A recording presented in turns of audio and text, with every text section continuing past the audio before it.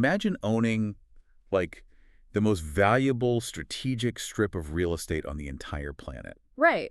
We're talking about a 50-mile crossroads that empires have literally bled over for centuries. Exactly. You hold the ultimate geopolitical choke point, and now imagine walking away from your imperial overlords without firing a single shot. Which is pretty much unheard of in this era. It really is. So you take the keys to this global transit hub, and you just willingly hand them over to a brand new liberator. Right, because in your mind, you're expecting a golden age. You expect to be, the absolute center of the world, bathed in all this wealth from global trade. But instead, Yeah.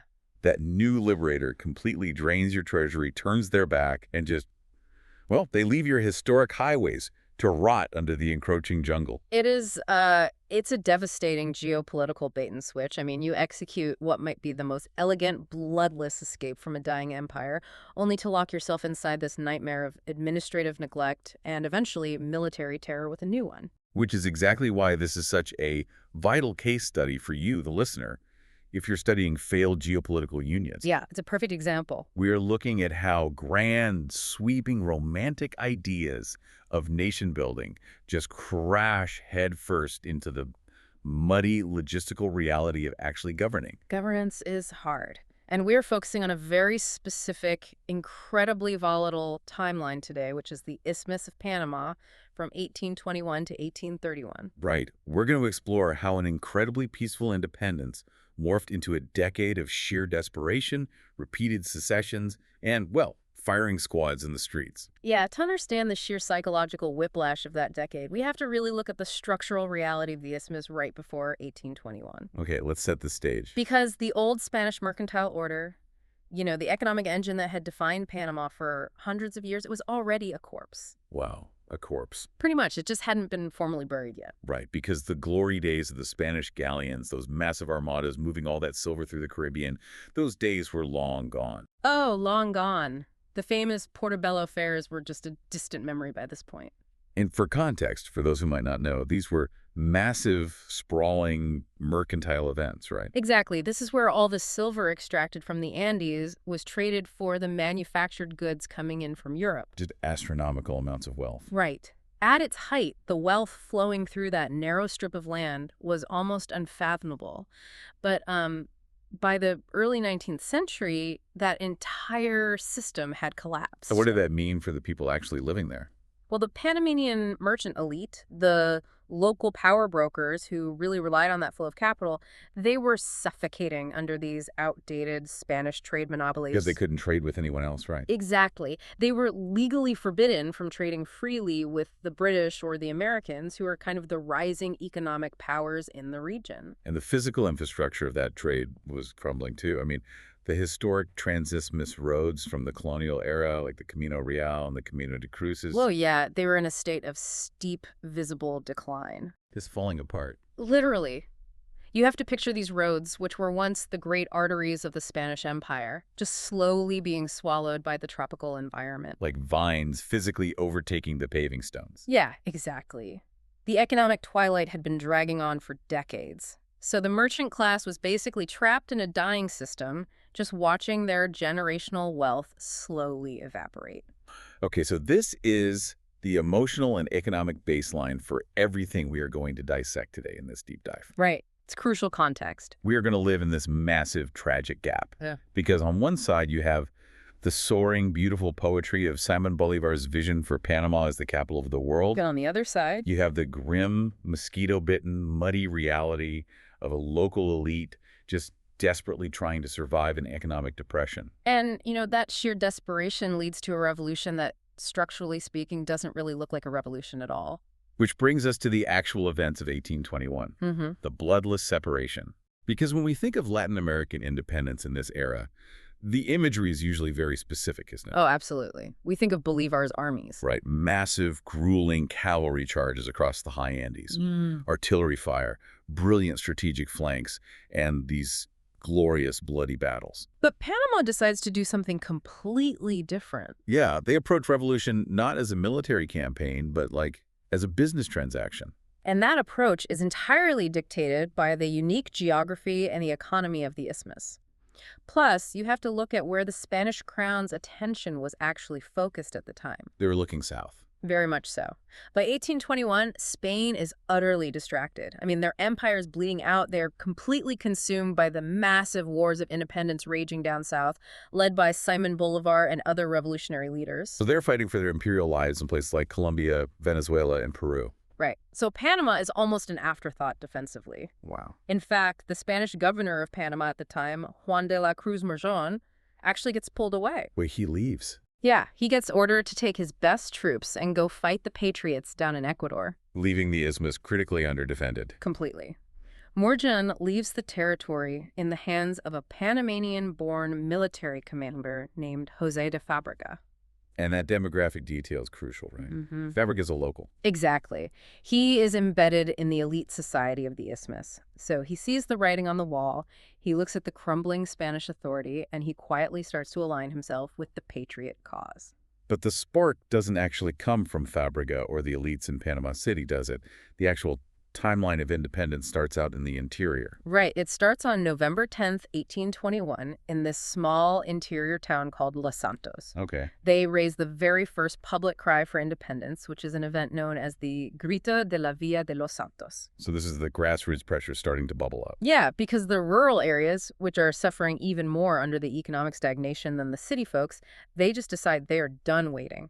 Now, normally, a grito usually implies the immediate clashing of swords, right? Like a peasant army marching on the capital. Biblically, yes. But the merchant elites in Panama City, they hear this shout from the interior. And instead of calling up a militia or bracing for a siege, they basically just pass a hat around. That is essentially what happens. The psychology of the Panamanian merchant elite here, guys like Mariano or Zamina, it's just fascinating. Because they're businessmen. Exactly. This was an elite documentary revolution. These were men of ledgers, warehouses, trade tariffs. They looked at a potential war and saw only the destruction of their remaining capital. Right. They did not want their warehouses burned down. No, they didn't want the Camino de Cruces cratered by artillery fire, so they decided to leverage their one remaining advantage. Which was liquid capital. Liquid capital. They pool their funds and they literally bribe the remaining royalist soldiers to desert. I still can't get over that. They just pay them to board ships and sail home to Spain. They bought out the garrison. It's that simple. On November 28, 1821, they gathered in Cathedral Plaza in Panama City and officially declared independence via a 12-point act. So there were no grand battlefield maneuvers? None. There was no siege, just the clink of silver coins changing hands and the signing of a piece of paper. It's so hard not to view this through a modern corporate lens. I mean, let's unpack this. Yeah. This wasn't a heroic battlefield charge. This was a leveraged buyout. It does feel like that, yeah. It's exactly like a subsidiary secretly buying out the shares of their own parent company while the CEO is distracted by a hostile takeover somewhere else. Right. They essentially paid their imperial occupiers severance packages to leave the premises. It's a very tempting analogy, but we have to be careful not to scrub away the physical peril of what they were actually doing. Okay, what do you mean? Well, a corporate buyout implies a framework of legal protection, right? Right. If this bribe didn't work, say if Morjon suddenly returned from Ecuador with his fleet, or if the royalist soldiers took the silver and just decided to execute the merchants anyway, Orozmia and Fabrega weren't facing a hostile board of directors. They were facing the gallows. Exactly. It was high treason against the Spanish crown. They were operating completely without a safety net. That's a really vital distinction. They were gambling their lives on the assumption that Spanish morale was so incredibly low that cash would trump loyalty to the king. And the gamble paid off. It really was a brilliant, pragmatic maneuver. But we also have to look at the hidden, long-term cost of that pragmatism. The military deficit. Right. When you buy your freedom rather than fight for it, you completely bypass the crucible of war. Right. You don't forge a battle-tested army in the process. Exactly. You don't elevate a class of seasoned generals. Yeah. And you don't build any sort of logistical framework for national defense. So by avoiding the horrors of a war of independence, they inherited an independent state that was structurally totally defenseless. Completely defenseless. Panama wakes up on November 29 as an independent republic with no veterans, no standing military to secure its borders, and zero navy to protect its coasts. Wow. So they pull off this monumental geopolitical shift without shedding blood. But the immediate morning after reality is just pure vulnerability. Right, because they are an isolated, tiny republic sitting on literally the most strategic choke point in the Americas. And the Caribbean is still absolutely swarming with Spanish warships based out of Cuba and Puerto Rico. So Spain could just finish up their battles in Ecuador, realize they lost the gateway to the Pacific, and just sail right back to take it. Exactly, which forces Panama's hand. In the exact same breath as their independence declaration on November 28th, the Panamanian elite make a deliberate geopolitical bet. The pivot. The pivot.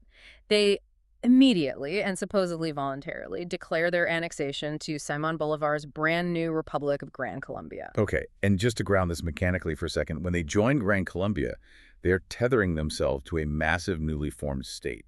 Right, comprising modern-day Colombia, Venezuela, and Ecuador. They are seeking an umbrella. Historically, this moment is often framed in very romantic terms. You know, like a joyful ideological embrace of Bolivar's grand vision for a united South America. But the reality is a bit colder. Much colder. Wow. If you analyze the mechanics of the decision, it was driven by raw elite calculation and sheer terror. Wow. Terror. This is the first core lesson in our analysis of geopolitical unions today. It was voluntary only in the sense that no one was holding a gun to their heads in that specific plaza, but structurally it was highly pressured. So it was union by fear. Union by fear, exactly. They had a tiny population, zero military infrastructure, and a massive bullseye painted on their geography. So they weren't swooning over the administrative brilliance of Bogotá. Not at all. They were seeking safety en masse. They desperately needed Bolivar's battle-hardened armies as a deterrent against a Spanish reconquest. So what does this all mean for the concept of sovereignty? Because it's a fascinating paradox. How so? Well, Panama uses its own hard-earned merchant capital to buy its freedom from a dying empire, right? Only to turn around on the exact same afternoon and willingly sign away its autonomy to a completely new power out of pure defensive anxiety. Oh, yeah. It's a desperate move. If we stick with the business framework, it's like an independent tech startup that finally breaks free of a restrictive legacy parent company. But then they realize they have no legal or security infrastructure to survive the open market, so they immediately rush to get acquired by a massive, bloated conglomerate just to avoid being crushed by competitors. That's a great way to put it. And just like a startup getting acquired by a massive conglomerate, the local founders, the Panamanian merchants, they assume they're going to maintain their special status within the new, larger structure. They think they're the golden child. Right. They assume the conglomerate actually understands the unique value of their product, which is their geography. And the tragedy is they had every reason to believe that Gran Colombia understood their value. Because of Bolivar himself. Yes. Because the CEO of this new conglomerate, Simon Bolivar, had been loudly declaring his absolute obsession with Panama for years. Okay, so this is where we encounter the grand illusion of the era. The great bait and switch. Exactly. If we want to understand why the Panamanian elite thought Gran Colombia was going to be their golden ticket, we have to look at a foundational piece of Latin American political thought written by Bolivar himself back in 1815. Right. The famous Jamaica Letter. He wrote this while in exile, right? Long before the ultimate victories of independence. He did. It's a highly visionary document. Actually, a verified original text of it was authenticated relatively recently in Ecuador. Oh, wow, really? Yeah. And in this letter, Bolivar surveys the entire hemisphere and kind of predicts the destiny of the various regions. But when he gets to Panama, the language completely shifts. He gets very poetic. Very. He doesn't just treat it as a strategic port. He elevates the isthmus to almost mythological status. I actually want to read his actual words here, because the weight of this rhetoric is staggering. Go for it. So Bolivar writes, "This magnificent location between the two great oceans could in time become the emporium of the world. Its canals will shorten the distances of the world. They will narrow the commercial ties of Europe, America, and Asia. They will bring to that fortunate region the tributes of the four quarters of the globe." It gives you chills. It does. And then he drops this massive historical comparison. He says, "Perhaps only there may it someday be possible to install the capital of the earth, as Constantine claimed Byzantium was the capital of the ancient world." The capital of the earth. Let's just unpack the sheer scale of that ambition for a second. Massive. He is projecting a destiny onto this 50-mile strip of tropical rainforest that rivals the greatest empires in human history. And he's talking about transoceanic canals decades before the industrial capacity to dig them even existed. Exactly. He sees Panama not as a peripheral, jungle province, but as the literal geographic anchor for a unified, globalized Latin America. So you can easily see why the merchants in Panama City were seduced by this. Oh, absolutely. If you are Mariano Orozmena and you're watching your old trade roads rot into mud, and you read the most powerful military leader on the continent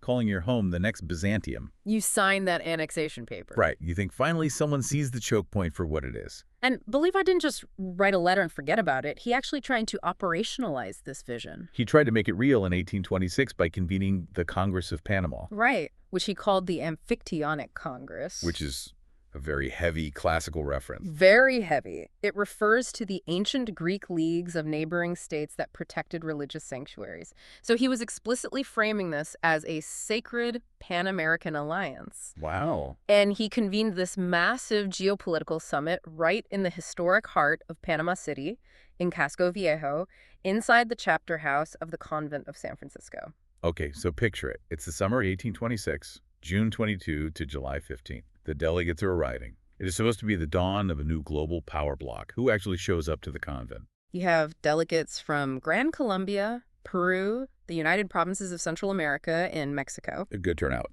And the British and the Dutch are also there, kind of sensing the shifting trade winds, so they send official observers. Right. And the stated goal was breathtakingly ambitious. League and Perpetual Confederation. Basically, Bolivar was trying to construct a hybrid of the European Union, the United Nations, and NATO. Exactly. But a full century and a half early, he wanted common military defense treaties, synchronized trade policies, a unified diplomatic front against European powers. And he was trying to do all of it in a tropical convent, before the invention of the telegraph, before the advent of steam-powered railways, and way before modern medicine understood how malaria or yellow fever were even transmitted. Right. The ambition was soaring, but the physical reality of the environment was just brutal. Which is the core mechanism of its failure. Because it did fail. Miserably.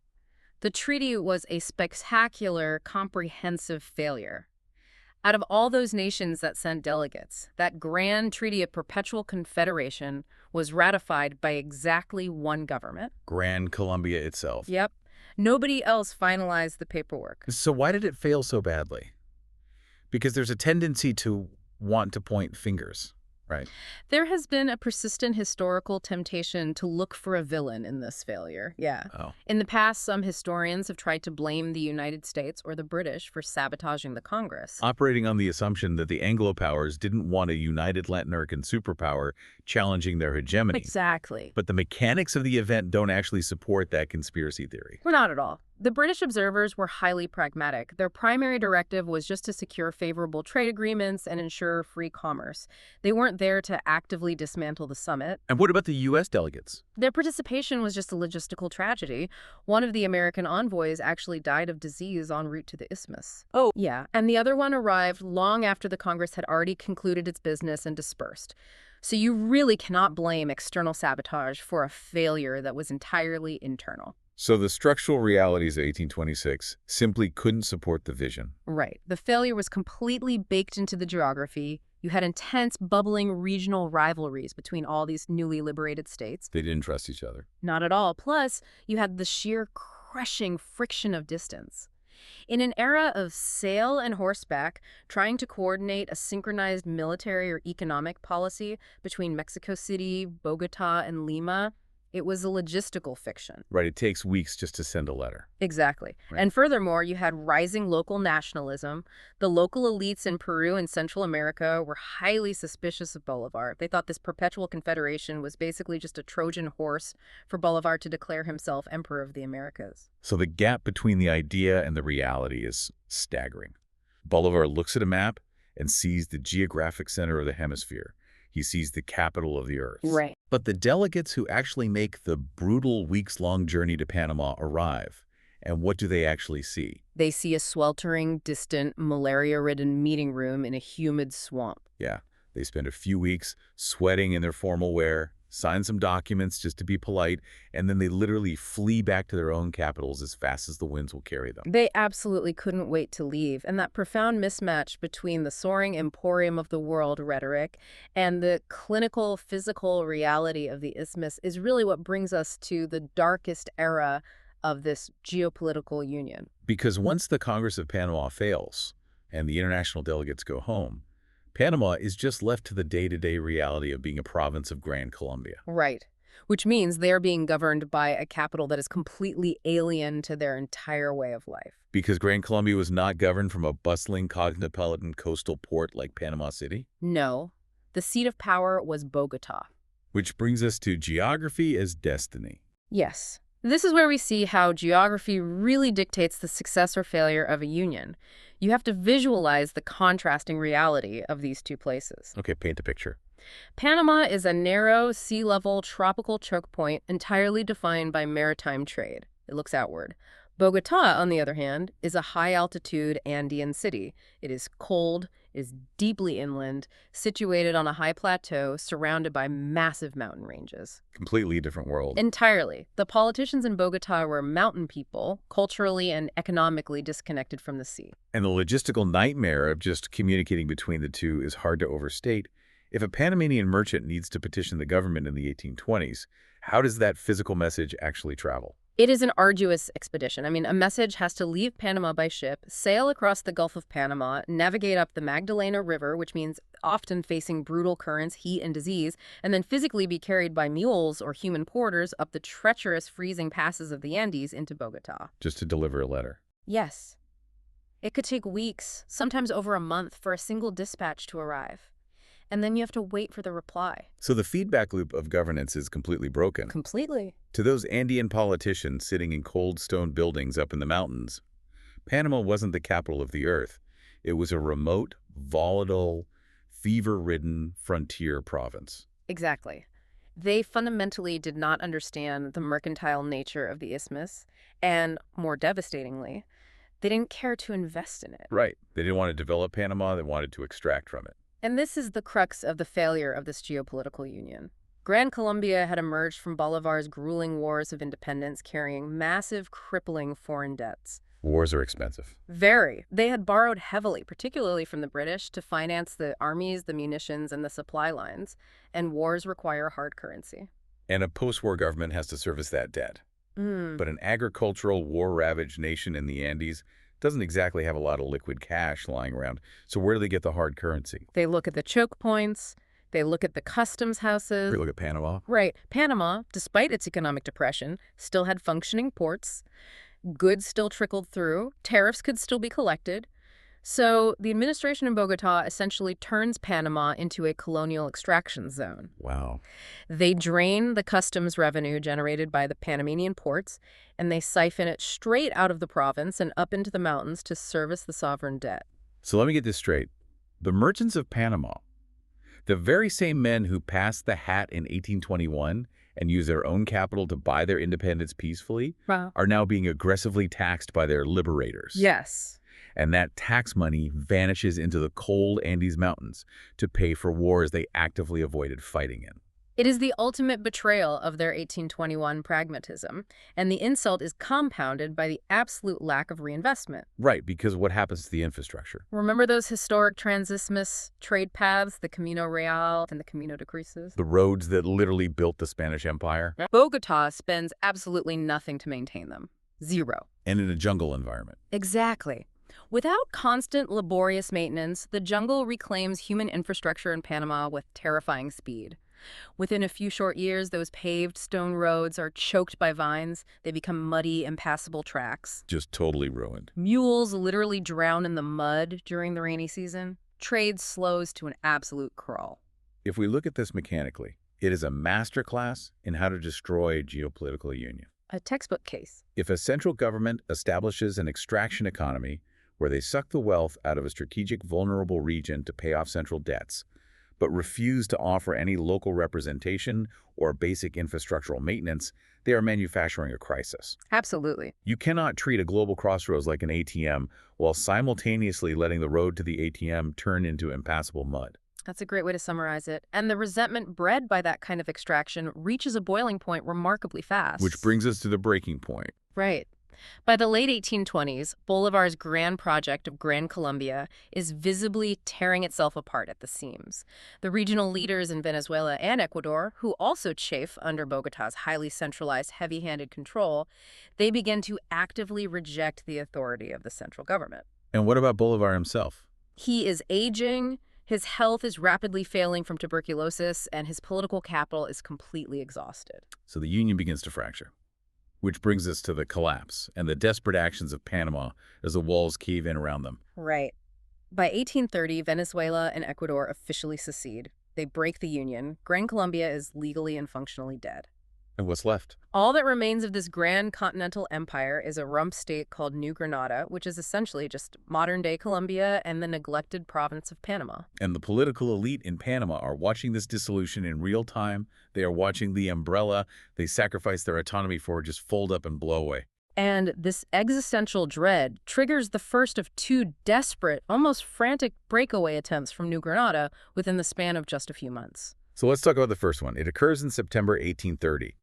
And the architect of this secession is one of the most fascinating characters in this entire timeline, José Domingo Espinar. Espinar is a deeply complex figure. He isn't some random opportunistic warlord or a disgruntled local merchant. He is a Panamanian, but he is intimately tied to the highest echelons of the Bolivarian dream. Yeah. He had actually served as Bolivar's own personal secretary and physician. So he is a true believer. He is steeped in the loyalist ideology of Gran Colombia. He is. So when Espinar leads a movement in September 1830 to declare Panama geographically separate from the government in Bogotá, he includes a highly specific, tragic caveat. What's the caveat? The declaration states that Panama will separate from New Granada only until Simón Bolívar himself returns to take direct personal control of the isthmus. It's an incredible psychological moment. It's a loyalist trying to gift an empire back to his dying hero. Yes. Espinar is basically a physician prescribing a strategic choke point as a cure for a dying patient. He thinks if he can just give Bolivar a safe haven, the emporium of the world, Bolivar can rebuild the dream from there. It is a profoundly poignant gesture, but it completely misreads the political reality on the ground. How so? Well, the local Panamanian elite, the Arrozmenas, the merchants who actually hold the purse strings and control the remaining trade infrastructure, they deeply distrust Espinar. Because they blame Bolivar. Exactly. They do not share his romantic loyalty to Bolivar.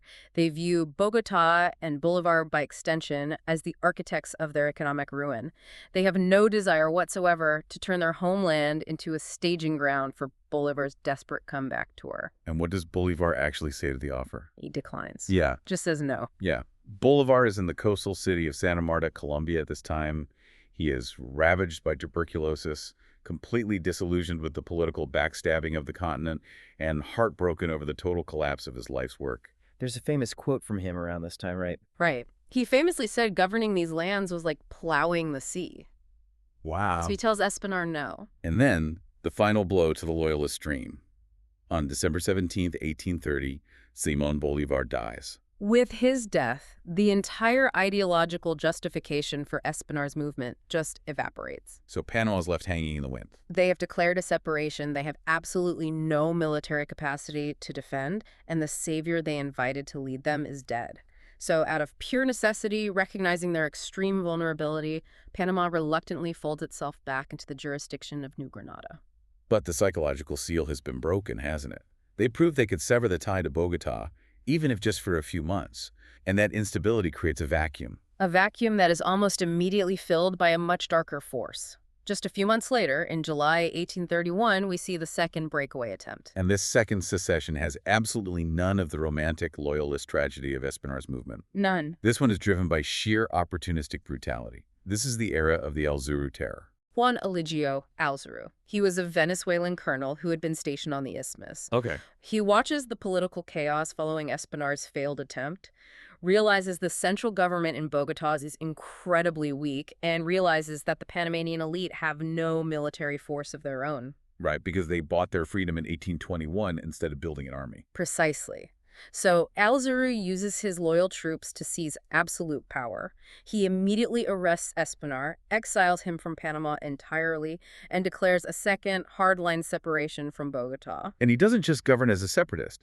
he immediately spirals into a brutal military dictatorship. Almost overnight. And this is where the fatal flaw of 1821 really comes back to utterly destroy the merchant class. Because they have no leverage. Zero leverage. The Panamanian elite had no militias, no generals, and no armories. They possessed nothing to counter a rogue colonel with a few hundred muskets. So how does Alzuru actually govern during this terror? Like, what did the asset stripping look like practically for these merchants? It looks like pure extortion. Alzuru needs to pay his troops to maintain power, so he turns on the local wealth. He goes after the merchants? Yeah, he issues forced loans demanding massive sums of silver from the prominent merchant families. And if they refuse?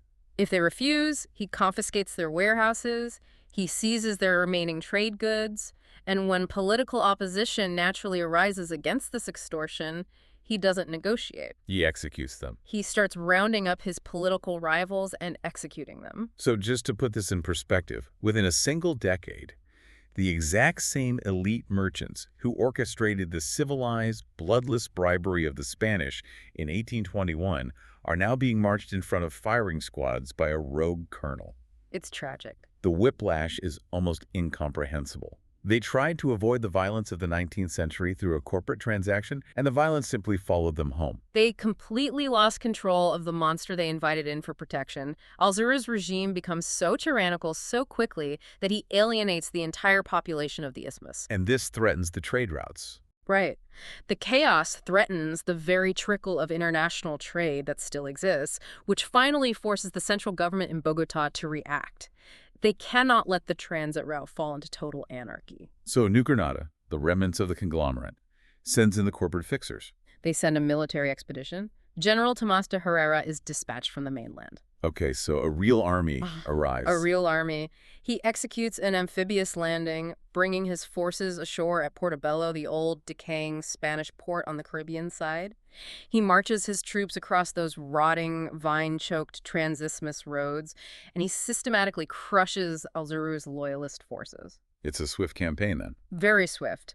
By late August 1831, just a few weeks after seizing power, Alzuru is captured. And Herrera wastes no time. None at all. Alzuru is summarily court-martialed and executed by a firing squad right there in Panama City. The terror is brought to a violent end. So Tomás de Herrera arrives as the restorer of order. He stops the executions, he stops the asset stripping. But we really have to look closely at the political reality of his victory here. Did Herrera actually bring freedom back to the isthmus? No. He brought stability, but that stability was a cage. Cage, explain that. Herrera's military victory was fundamentally an act of reconquest by Bogotá. He forcibly reattached the province of Panama to the central government of New Granada. Right. The isthmus was tethered right back to the Andean capital that had been bleeding it dry. Looking at this entire chaotic timeline from 1821 to 1831, you really have to ask a foundational question. Did Panama ever actually know what it wanted to be? That's a fair question. I mean, the geopolitical schizophrenia is staggering. They buy their freedom from Spain. They immediately beg a new empire to absorb them out of fear. A decade later, they try to break away just to hand the keys to a dying, tuberculous dictator. Right. When that fails, they get hijacked by a brutal rogue colonel, only to be violently dragged back into the empire by a foreign general. It is just an exhausting cycle of submission and rebellion. It perfectly highlights the absolute vulnerability of choke point geography. When your land is the most strategic, valuable transit point on Earth, the rules of sovereignty operate differently. You don't get to just be a quiet nation. Exactly. You are rarely permitted to simply exist quietly. You are a global prize. And if you do not possess the internal unified strength, both military and economic, to hold that prize yourself, a larger power will always step in to claim it. Nature abhors a vacuum. And geopolitics abhors an undefended choke point. Which sets up our ultimate takeaway for you, the listener, as a student of geopolitical unions. We promised an analysis of why this specific union failed so spectacularly, and the autopsy report of 1831 is pretty damning. Very damning. Tomás de Herrera's execution of Alzuru doesn't solve the underlying disease. It merely stabilizes the patient. It kicks off what will become a deeply unstable, unhappy 70-year forced marriage between Panama and Colombia. A simmering, resentful union that will endure, punctuated by constant civil wars, all the way until Panama finally breaks free in 1903. So if we summarize this, if we look at the structural anatomy of this decade-long failure, the union collapsed because every single foundation was compromised. Let's break it down. In 1821, the initial union was not built on shared cultural or economic integration. It was built on a foundation of acute military fear. Right. In 1815 and 1826, the potential of the Union was sustained by a poetic, mythological vision from Bolivar that entirely ignored the physical, logistical realities of the geography. And a Larry in the mud. Exactly.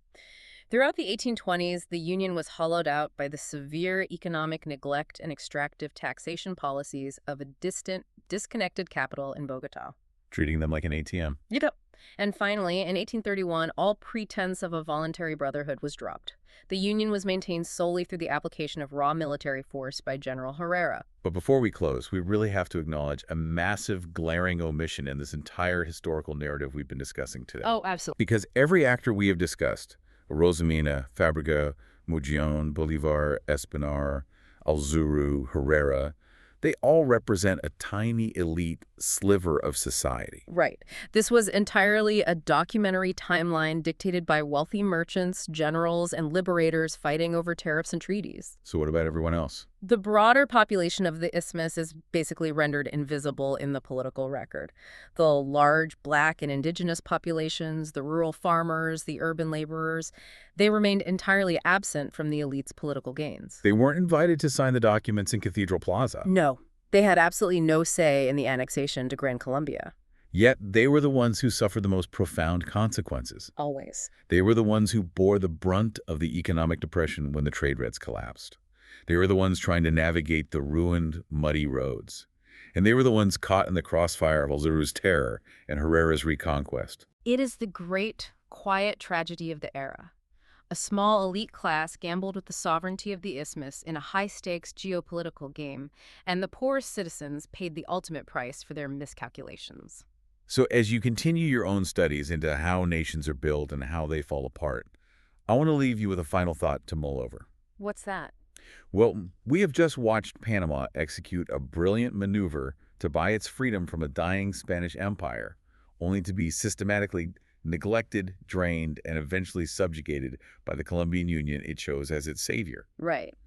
But consider the long game of this geographical neglect. It was exactly this prolonged, crumbling despair, the vines slowly eating the paved stones of the Camino Real, the realization that they were permanently trapped as an ignored, exploited backwater of an Andean capital that would eventually force a radical shift in the Panamanian psyche. It pushed them to the edge. By the end of the century, that festering resentment would make Panama desperate enough to look for a much larger, much more dangerous savior. A new empire. Right. They would become desperate enough to welcome a vastly more industrialized power to come in and actually build the railways and the canals that Simón Bolívar could only write poetry about. And that comes with its own massive costs. Exactly. So here is the question.